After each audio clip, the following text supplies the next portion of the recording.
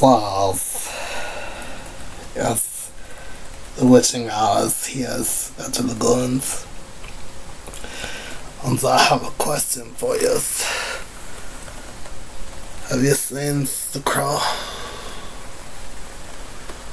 It's been raining here a lot since, so it really can't rain all the time.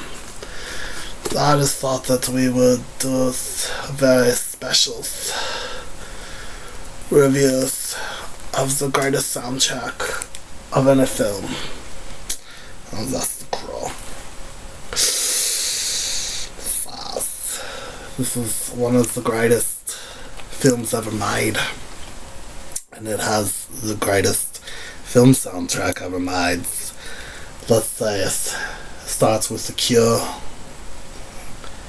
Burn, and starts with Machines of Love and Grace, Golgotha, Tenet Blues, Stone Temple Pilots, Big Empties, Nine Inch Nails, Dead Souls, Zen Raids Against the Machines, Darkness, Violent Femmes, Color Me Once, Roland's Band, Ghost Rider, Helmet, Milquetoast, Pantera, The Bads, For Not Lisa, Slip, Side Melting, My Life with the Thrill Kill Colts, After the Flash, The Jesus and Mary Chain, Snake Rider, Medicine, Time Baby 3, and we finished off the album with Jan Saberi, It Can't Rain All the Time. It's the backs of the albums, the side of the albums, the other side of the albums, the front of the albums. Yeah, fast. This is a really beautiful pressing because it is special pressing that you can only get at Barnes & Nobles. But let's open it up and just see the beautifulness of the films. You got, the song titles. But what really is cool about these records is this is the first records and it's clear as you could see. Right? Really good. And then you have something that's really cool. And it's the B-sides, the other LPs, and it's red. And it's a really beautiful red, as you can see, right? And then on the backs, I know you probably won't be able to see because the camera's cheat, but it's an engraving of the Crow logo. Can you see it? No, you can't see it, I know. But yeah, really beautiful records.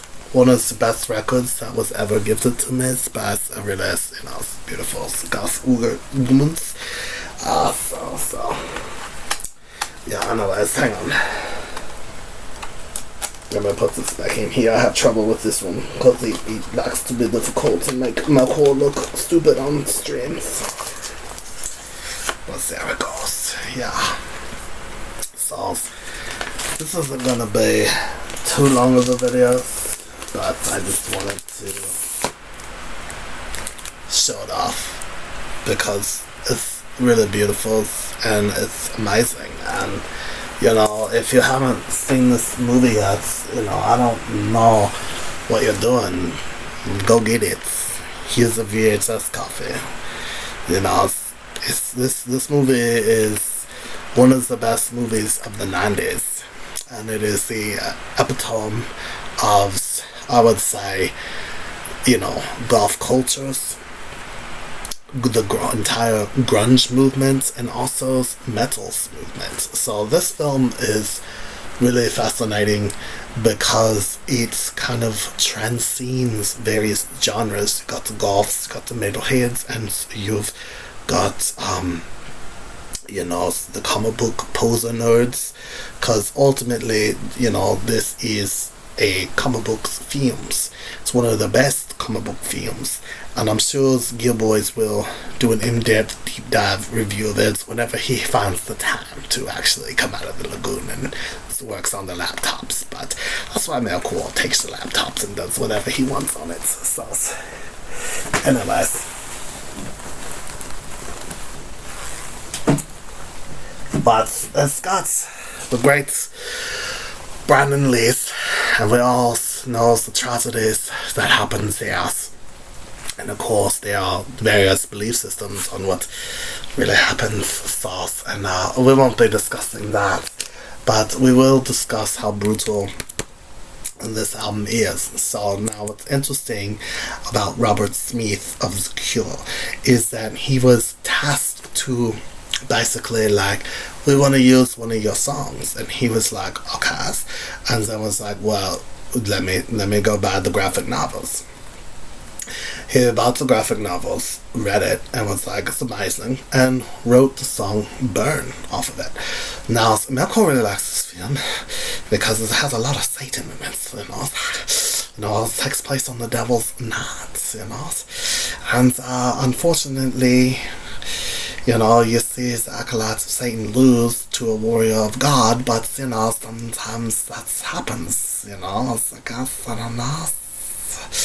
But anyways, the movie is really beautiful. It's awesome. It's got awesome gothic aesthetics, and it's amazing.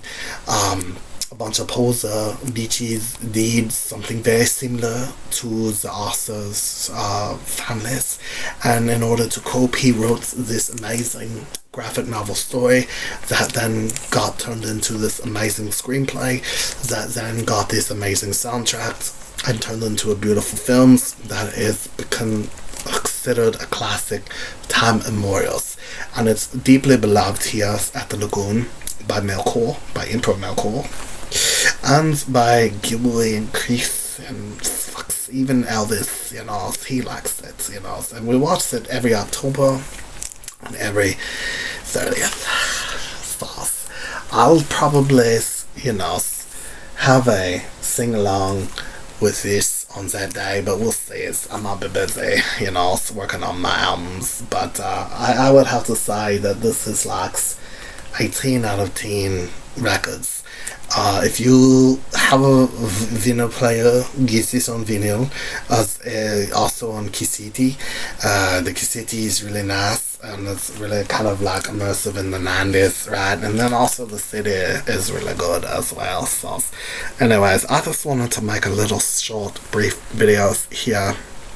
I don't want to take up too much of your time, but really great album. It captures the 90s really well, of all the various movements. It's really, when I saw it as a young boy, it made me want to start a band and be like The Crow. The Crow is a great film. Let me show you this too, hang on. I just wanted to show you this. Check it out.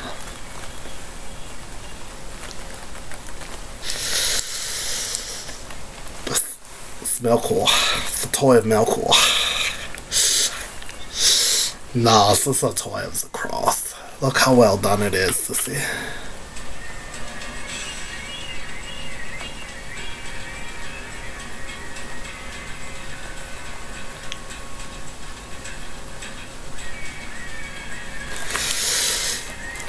Here comes that. He's got his hands. See his good articulation. Like a stance. Let's turn his heads.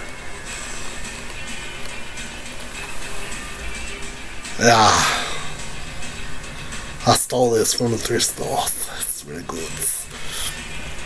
But anyways, I just thought it'd be kind of cool to hang out since I've been gone so long, and I just really I'm hoping that sometime very soon I can burn down probably shouldn't talk about that on the stream because someone tries to falsely accuse me of arson again. But it's fun to watch things burn.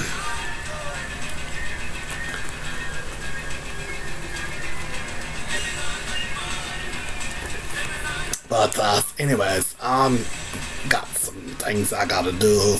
I don't really want to waste any more time hanging out with you fucking posers. You know, you could all go fucking die and burn in a fire on Devil's Night Sauce. Until then, say Brutals and Hell Titans.